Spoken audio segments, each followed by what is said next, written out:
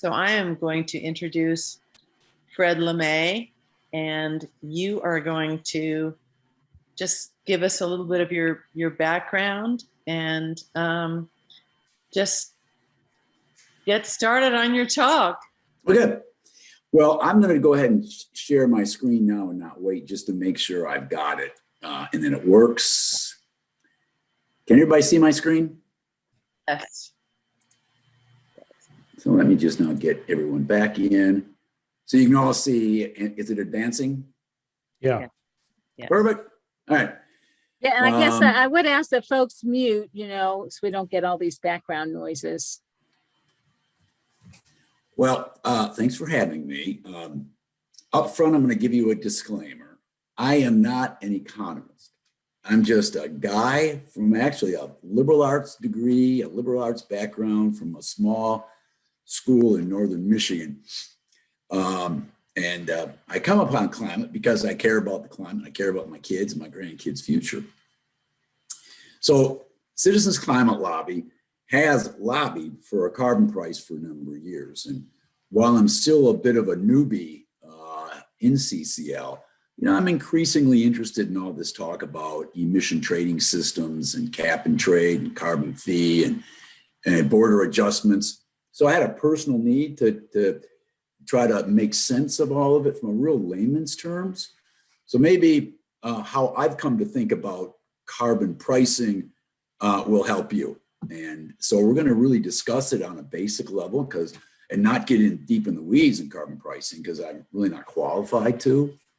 And some of you may have a better knowledge base on carbon pricing than I do. And if you do, please share that knowledge with us. But so, to begin though, I think you couldn't have picked a better time to talk about carbon pricing, and particularly in light of what's going on with the G20 and COP26 and budget reconciliation and some of the stuff that's going on now with some of our trading partners and what they're talking about as far as carbon pricing. So I'm starting with probably the worst screen I can possibly begin a presentation with. Don't focus on this too much. I'm going to come back to this screen later.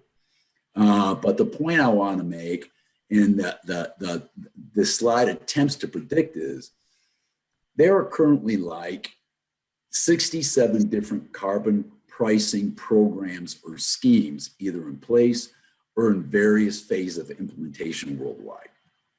So in 2021, about 20% of greenhouse gas emissions were covered by some type of carbon price. And that was like a 5% increase in 2020.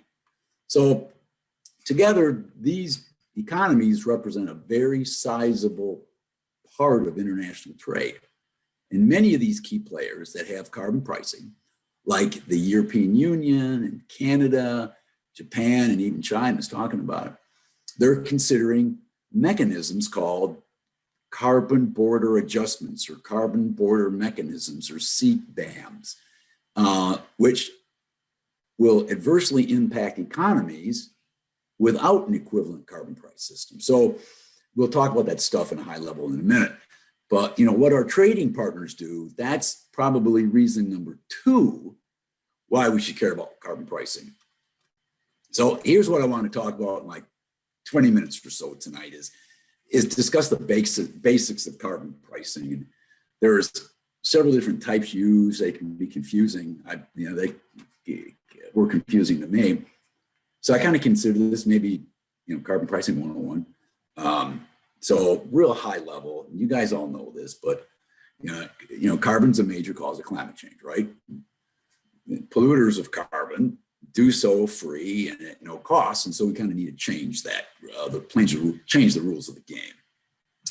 And carbon pricing is an umbrella term that encompasses a couple of options designed to curtail carbon emissions by embedding the cost of pollution in the cost of carbon. Because we know the true cost is not reflected in the energy we pay for and the gas we pay at the pump and so forth. And oftentimes we're even subsidizing that stuff. So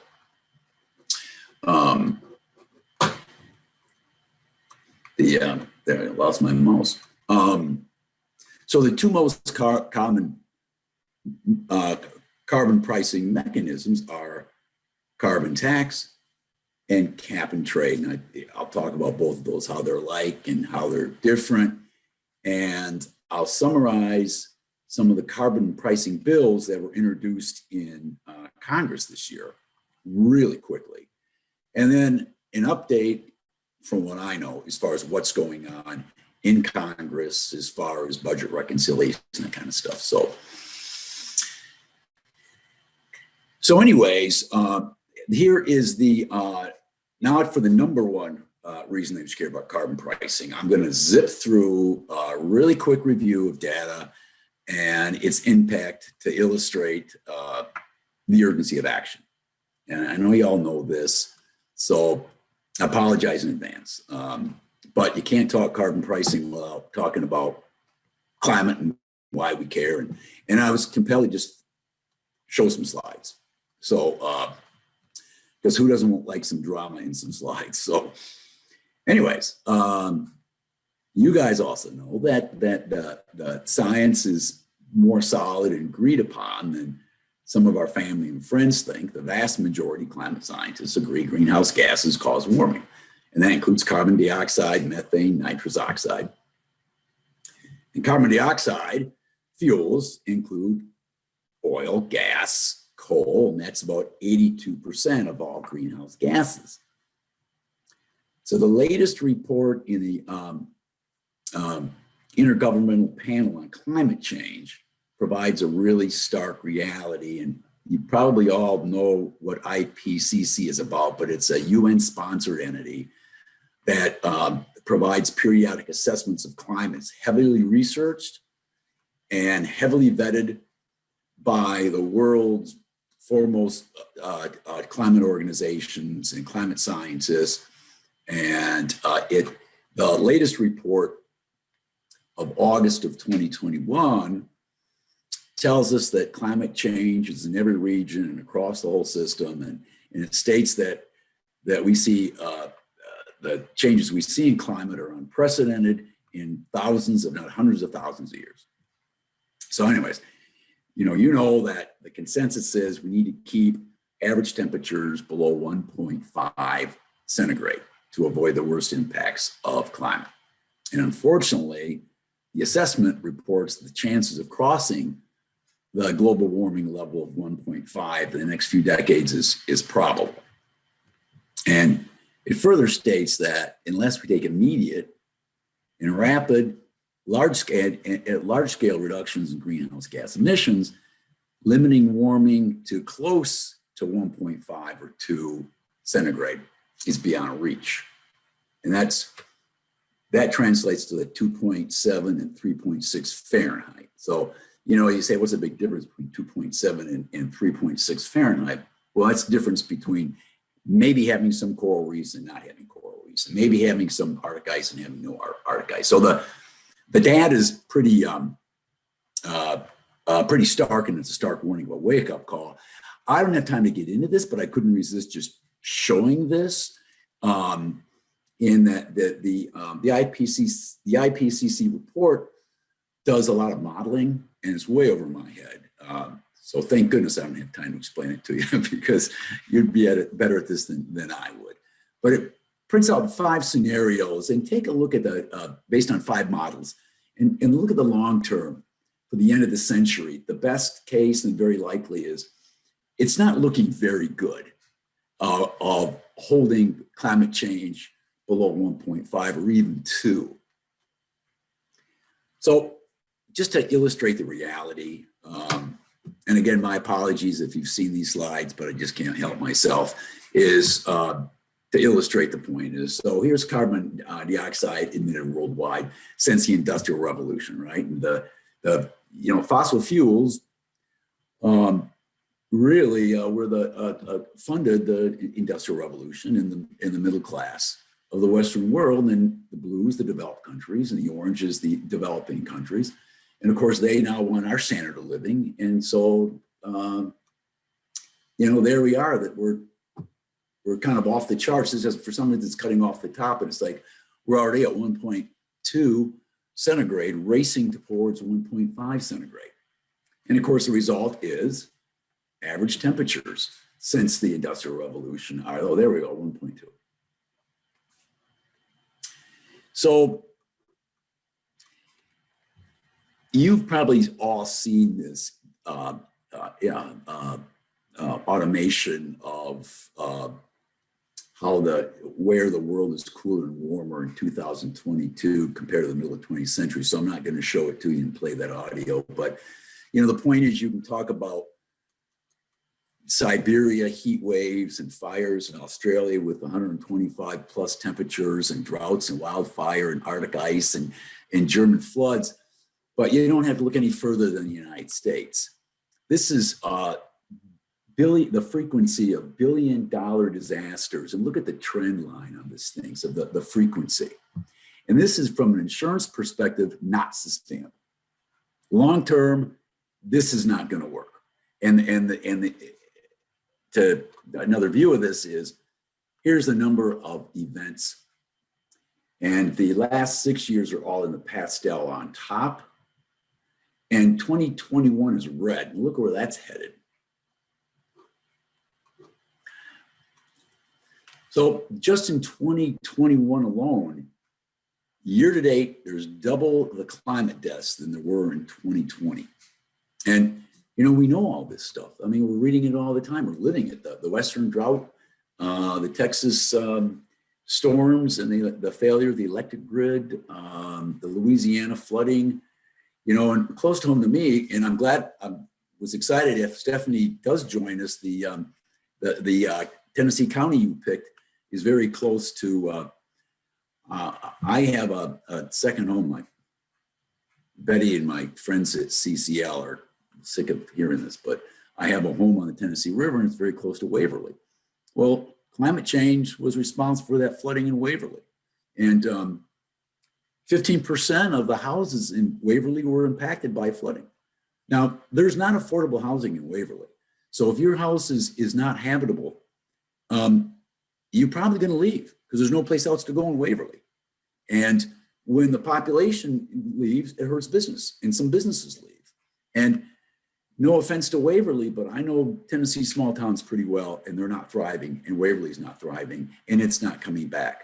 And it's a really, really sad case in Waverly. So anyways, to wrap things up on this point, humanity's behind carbon emissions, driving climate change. We need to stop emitting carbon into the atmosphere, greenhouse gases. We need to exit the fossil fuel age. We need to turn to cleaner sources. And to do that, we need innovation in energy, the use of energy, and then our processes. So how do we do that?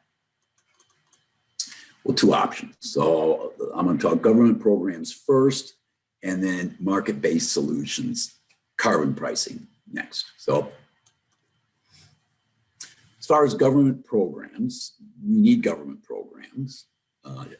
And regulation, to be sure, but they're always a tough sell. How do you build political will? New regulations require additional programs and boots on the ground, and the question is always, how do you fund them? We know that the Supreme Court's apparently going to be taking a look at EPA oversight. Regulations raise the whole issue of government overreach, and that's tough getting bipartisan support on that.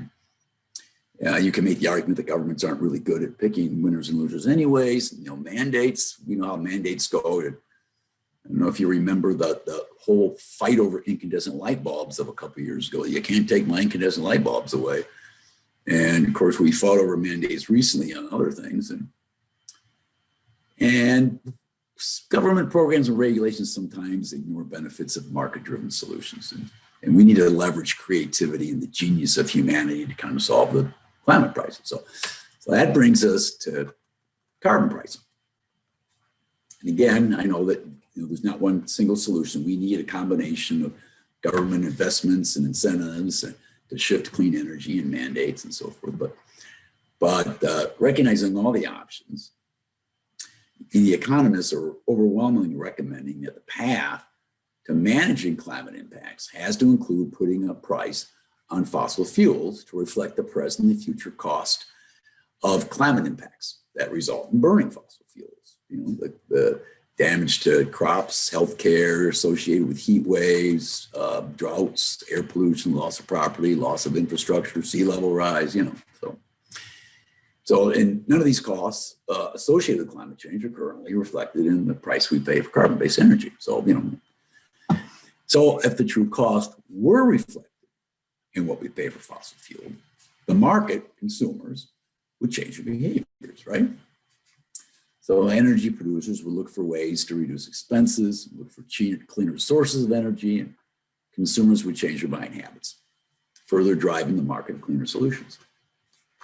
So there are two mechanisms to put that price on carbon: cap and trade and carbon tax. And both have a lot of different names. Cap and trade is referred to as emissions trading systems, emissions trading schemes, ETS.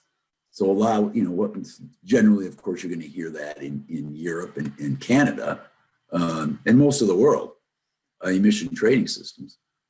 And then there's carbon tax, or sometimes it can be referred to as carbon fee or pollution fee, or, you know, I've even heard talk that you know, at one point, you know, thought was given to call it a corporate or a corporate tax because it was easier to sell. And we'll discuss how these things are different and how they're similar. But these two solutions are often referred to as the two sides of the same coin. Cap and trade, carbon tax, they both have the same ultimate objective. They just come at it from different angles. So carbon tax is also known, again, as emissions trading systems or emissions trading schemes, controls emissions. So the concept is you reduce carbon emissions by setting a cap on the emission per sector. And you sell and trade permits for the right to pollute up to the cap. So you're setting the quantity and you're letting the market set the price. And you know, you begin with somewhat of a high cap, and then you gradually lower that cap to meet your emission targets, or, you know, climate targets, if you will, or temperature increase targets, climate stabilization targets. So the government sets and issues these allowances. They sell or they auction these allowances. So emitters that can operate below the cap, maybe because they're very efficient, they've invested in new technologies, whatever, they can auction off their excesses or auction off the permits they don't need. And emitters that can't operate below the cap because of lack of efficiency or whatever, they go to the market and they buy, right? The allowances or permits, and hence that's kind of the trade. And by emitter, I'm kind of using as a blanket term to refer to both a producer of carbon, so at the wellhead or the mine, or a producer of a real carbon intense product like cement, aluminum, steel. So now cap and trade is the other side of the coin. Carbon tax, a carbon fee, a pollution fee. A carbon tax controls the source. So the concept here is you reduce carbon emissions by setting a price on the carbon emissions at the source, at the wellhead, at the mine, at the port of entry if you're importing the carbon, wherever the carbon enters the economy. You set the price on metric ton, and you let the market determine the quantity. So in reverse of cap and trade, with a carbon tax, obviously, you set the tax low and you gradually increase it each year to meet your targets. The concept is, as you raise costs, the markets adjust, with conservation, innovation, to greener, cleaner energy. So not a magic solution either, but critical measures. So I thought to kind of drive home the difference between the similarities, I first talk about how they are similar. Both a carbon tax and cap and trade or emissions trading system, however you want to look at it, both are great ways to put a price on carbon and incentivize countries or sectors to become greener, cleaner practice of energy. Both correct the market failure that by reflecting the true cost in the product, right? Both generate revenue, and we'll talk about that a little bit more. Both necessitate provisions to minimize adverse impacts. And by that, I guess I mean, we're heavily dependent on carbon, fossil fuels for food, military, transportation, security. And the downstream effect on consumers, particularly lower income, has to be considered. We all need gas to get to work. We all need food on the table. We all need to heat our homes. But those at the lower end of the income scale are going to need a little more help than others at the higher end. And so you need programs to accommodate that if you're going to be putting additional prices on energy, on dirty energy. Another really important provision that we're going to spend a little bit of time on, because it's becoming very newsworthy, is domestic producers of fossil fuels or carbon intensive goods can be at a real disadvantage to foreign competitors who don't price carbon accordingly, right? So you got to figure out, well, how do we balance that off? And then, military, we need a strong military, and they're a heavy user of carbon, and we need food. And they're a large emitter of methane and a user of carbon. So how are you going to mitigate those impacts? There's potentially, when you price carbon, there's wealth transfer between states, meaning, some states rely on dirty coal more so than other states, and you could have a transfer or a leakage of business from one state. So you got to work out maybe some programs to help that. In the new term that you've probably heard is energy veterans. That even though there's really a far greater workforce growing in clean energy than dirty energy, you're still going to have some displacement, miners, pipeline workers, and so you're going to need job placement programs. So you need funding for that. So, and both, as you might imagine, require monitoring, reporting, verification. So now let's talk about the advantages of each. And again, under first, the advantages of carbon tax. Under carbon tax, producers or emitters are charged or taxed for every unit of carbon they emit. And the price of carbon is determined by assessing the cost of damage associated with each unit and the cost of controlling that pollution. So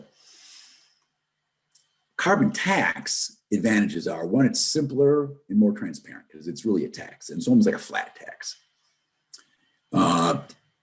It's argued that it's better at addressing climate injustice. Climate injustice, if you're not familiar with that term, you probably are, is, there's often disadvantage to communities. Communities of color tend to be more adversely impacted by pollution and the effects of pollution because of where they're placed and where processing facilities are placed. And it's a carbon tax will generate immediate revenue. And so you can spend it to give, you can get it immediately to where it's most needed. And if it's structured correctly, there's a minimum penalty to consumers because most carbon tax programs include a dividend or a carbon cashback or something similar to that. Citizens Climate Lobby has always supported a carbon dividend. And we actually support 100% of the tax collected on carbon go back to individual households. Yeah, we'll talk a little bit about that later, but other advantages are, rising prices immediately influence public and market decisions because producers upstream. We know that if you're pricing carbon at the source, at the wellhead, at the mine, those are going to be passed down. At least some of those costs can be passed downstream. So that immediately influences market behaviors. And compared to cap and trade, it's maybe harder to evade. And the thought there is cap and trade is really, it creates trading markets and they're kind of easier to game or cheat. And finally, if so designed, a carbon tax uses existing infrastructure to collect the tax and distribute the dividend, the Treasury and the IRS. And look at how easily we distributed that COVID. Maybe after a few bumps. So here's the advantage of cap and trade. Again, cap and trade works by setting a limit on how much carbon dioxide and other greenhouse gases can be emitted, allotting emission permits or units. So the advantages of a cap and trade are, by capping emissions, you know the exact limit on your carbon emissions. So you know what you're going to get. And it adjusts to economic cycles. It allows adjustment between market segments in cycles. In a recession, you typically burn less, you consume less, you produce less, and that includes carbon, right? So you're selling more unused allowances to the market because you don't need to use up to that cap. So the supply goes up and the demand goes down and prices for allowances drop because of supply and demand. You're in a strong economy, you're selling less allowances because you're producing, you're emitting more, you're running more shifts. And so there's less supply of those allowances. There's more demand for them. And so the price goes up, but it's going up at a time when the economy is strong anyways, and a time where you probably can afford them. So the market and the pricing is naturally adjusting to economic cycles. And cap and trade's got a proven track record. It was used to reduce acid rain. And some argue that it's a little more politically safe than a carbon tax because it doesn't have the ugly tax word in it. Now, I don't know if I buy that, but we'll go with that. So the good news story, though, is carbon pricing is popular because polling indicates it. And it's also, we're seeing it through application. I'm going to show that in a minute. But, it's early on, I mentioned that economists really push for carbon pricing.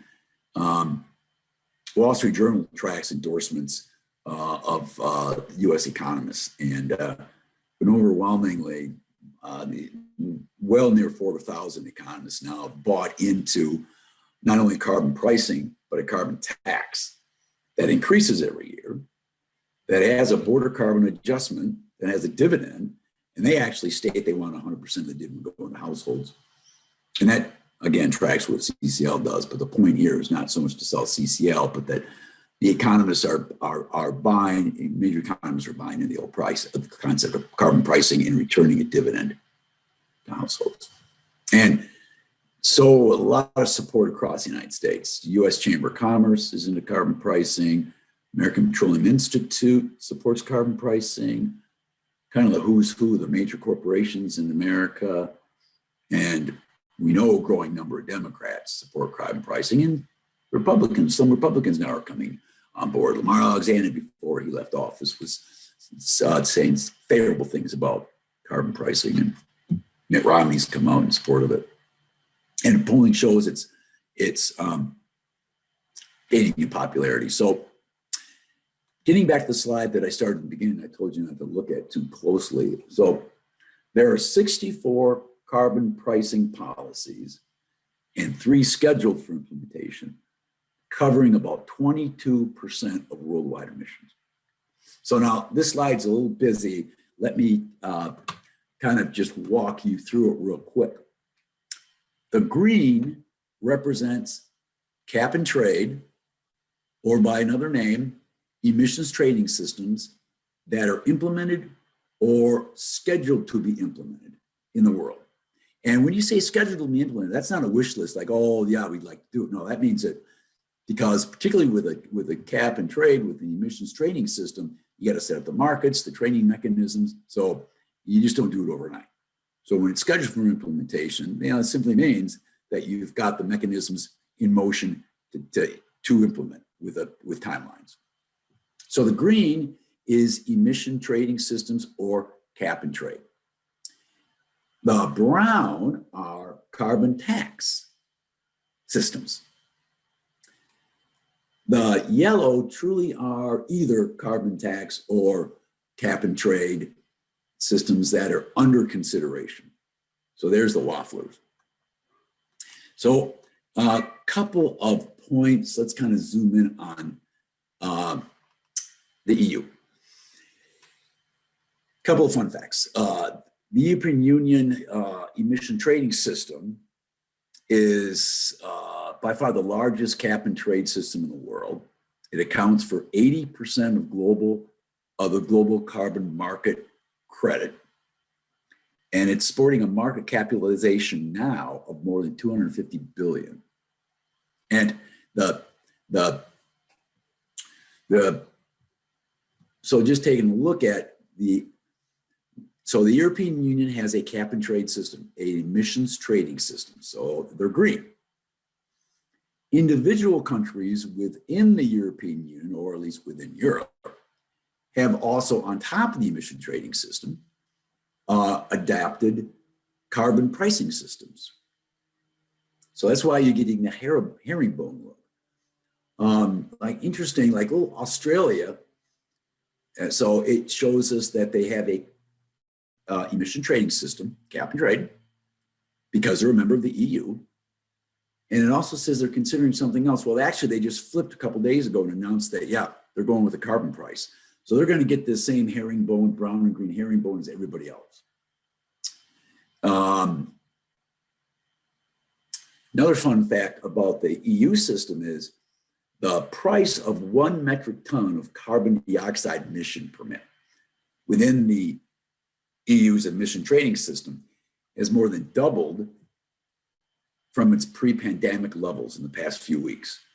So, we talked about how the market cycles, cap and trade capture the market cycles. Think of it as a stock that's doubled. So that market in the EU is doing right now real well because the economy is doing fairly well. So here is the North America. So same thing here. You've got the green is cap and trade or emissions trading system, and the brown is a carbon tax. So a couple of fun facts here is, well, Canada's got a patchwork, right?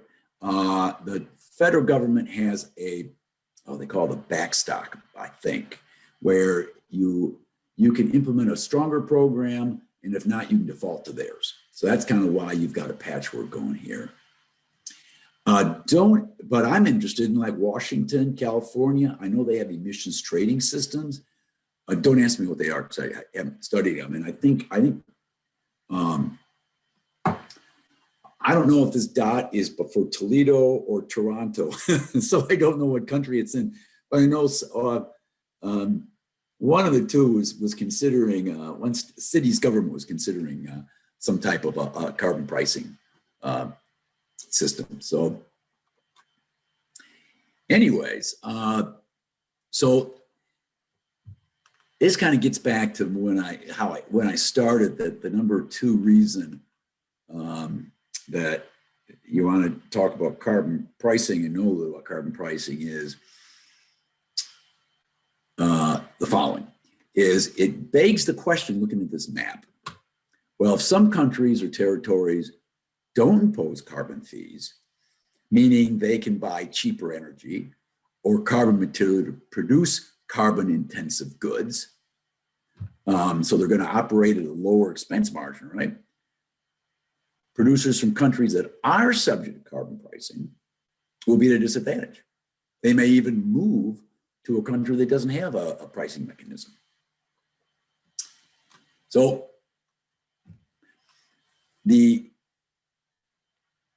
Energy Innovation and Carbon Dividend Act, which Citizens Climate Lobby heavily lobbied for, and other carbon bills introduced in Congress as well, have a provision to protect trade competitiveness, carbon border adjustment. And what it is, it's imposed on covered fuels and emission-intensive trade-exposed goods that cross our border either direction. So those goods include like steel, aluminum, cement, glass, certain chemical cement products. But the goods that fall within that category, that classification, and are imported from a country that does not have a carbon price equivalent to ours, they'd have to pay a surcharge to make up the difference. And conversely, an American-made product that falls under the criteria that's exported to a country that doesn't have a carbon price, well, that American producer would get a refund essentially at the border of the carbon price he paid, so that he can contemplate that in his price and he can compete in that marketplace that doesn't have a carbon price. So this border adjustment prevents the carbon fee from putting American business at a competitive disadvantage in global markets. And it also removes the incentive for them to move to relocate overseas to avoid a carbon fee.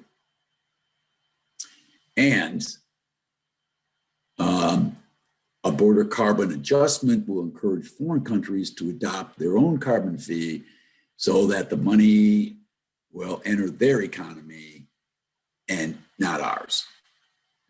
So go back to this slide for a minute. So the European Union has now officially committed to a border carbon adjustment, and it starts in 2026. Canada, Japan are considering it as well. Poor little Turkey. Now they're gray here on the slide, but they are flipping on us. They're going to implement a carbon pricing program because the vast majority of Turkey's goods are exported to the EU. And if EU is putting a carbon border adjustment, obviously that's going to significantly impact Turkey. And that's kind of the whole reason for the carbon adjustment. So these countries that are considering or implementing carbon border adjustment represent like 38% of international trade. So the point is that we can't afford to be left in the dust on the issue. And so, you know, as this thing takes hold, we're going to hear a lot more about carbon pricing and CBAs or CBAMs or however you want to refer to them.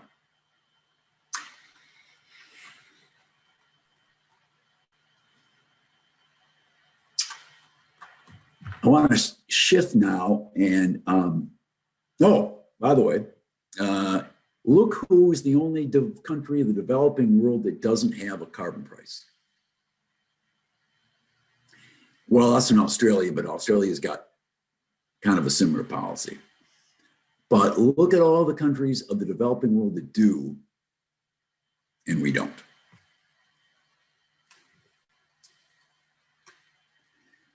So there were 3 major carbon pricing bills introduced in Congress the past year. And these might not be the only ones because there's a lot of bills introduced, but and I certainly, it's not my job and I'm not qualified to track them, but these were the 3 major bills that we were tracking at Citizens Climate Lobby. Let me run through them just really quick. But I want to illustrate, go through these quickly just to illustrate the commonality in carbon pricing approaches. First, the Energy Innovation and Carbon Dividend Act. That was the approach supported by Citizens Climate Lobby, I guess you could say. It was introduced in the House this past year, and in past Congresses, it was introduced in the House and Senate. But it has a carbon price. It starts at 15 per ton, and there's annual adjustments, inflation adjusted until we hit our goal of net zero at 2050. And it also puts a price on methane and nitrous oxide, and it's rebates 100% to households, and it does have a border carbon adjustment. The second one, and this is Senator Sheldon Whitehouse's bill. Let me just check out, make sure that no one's sending me a chat. Because I haven't been checking my chats. I'll do that later. I'm about done anyway. So if anybody's been trying to talk to me, just shout at me. Because I'm about through. Senator Whitehouse's bill, Save Our Future Act, same thing, carbon fee that starts at $54 a ton, increases annually until we reach net zero. It has a border carbon adjustment, and it also has rebates and handles a little bit differently. 70% to households. And when I say income limitations, it doesn't mean limited incomes. It means there's kind of a cap on income. But it gives 5% grants to low income tribes, job training, 5% to energy veterans, talked about that, communities, coal communities, and 20% to environmental justice communities. Same thing we talked about. So it's not going 100% to households like the Energy Innovation and Carbon Dividend Act, but it's still trying to balance and take care of the disparities caused by pricing carbon. The last one is the America's Future Act, and that's Dick Durbin's bill. Same thing, carbon fee. This one's at 20. It started at 25 per ton, had rebates as well to households, and it's got a border carbon adjustment as well. So where do we stand today? The House passed the bipartisan infrastructure bill, and it contained some good climate provisions, but nothing to the scale that we need to reach the goal of maintaining, stabilizing the climate at 1.5 centigrade. So while there's a growing, although maybe slow, support for carbon pricing among conservative leaders and politicians, and we think there is, the urgency of the situation, the political reality really brings us to budget reconciliation. It wasn't our first choice. We really work hard. We're still working hard on bipartisan approaches in Citizens Climate Lobby. But we find ourselves now, because of urgency, at budget reconciliation, which is, as you know, a real partisan endeavor. So both the House and the Senate have voted on have to vote on reconciliation. The House, I think, is still holding their vote up until the CBO scores the draft, and that should happen pretty soon. And then it goes to the Senate, and that's where we'll probably see big changes. So on the Senate side, supporters of the bills we just went through and others are working really hard to get a carbon fee and a dividend and potentially a carbon border adjustment into budget reconciliation. And, we've been warned by CCL not to live and die by all the media reports, because things are always changing. And what we have heard that maybe the dividends won't be 100% fee, to return to households, but it will still be the lion's share will, and it might resemble more of the 2 other bills that we discussed. And that's kind of why I kind of want to bring it up to you. But as Monday or Tuesday, we hear that 49 senators support a carbon fee and dividend arrangement. And I think it sounds like Sheldon Whitehouse is really driving that. He was the sponsor of the one bill, carbon pricing bill. And so he seems to be the spokesman for that and rounding up a commitment from these senators. So he feels confident that he's got 49 senators that are going to support a carbon price. Well, guess who number 50 is? Joe Manchin, right? So that's kind of where we are now. Manchin has expressed hope that the Senate can wrap things up by Thanksgiving. And then it will take a few weeks to hammer out details after that, apparently. But something has to happen between now and approximately December 3rd, when the government's projected to run out of money and the whole mess with the debt limit ceiling. And that's obviously also is driving budget reconciliation. So the point is that between now and within the next 2 or 3 weeks, it's going to be crucial for carbon pricing and to see if we can actually get over that hump and even live up to some of these commitments we're trying to make in at COP26 in Glasgow. So that's where we are. Hope I haven't confused you or bored you too much. As a wrap up, I would just say this, that before we end, I'll put a link in the chat. There's 2 things that you can do if you're interested and if you think a carbon price is a good idea. One is you could call your senator, and I'll put a link in the chat. It's very simple. You follow the link, you put your name and your email, and you can either call or email your senator. It will find your senator for you, so it's very simple. You probably know who your senator is. To really keep building political will. That's really what we're doing right now, is just pushing to get carbon price and budget reconciliation. And the second thing I'll put in the chat is, if you're interested in, you can go to citizensclimatelobby.org and kind of learn a little bit more about us and think about it. So anyways, that's it. I'm going to turn it over to question and answer.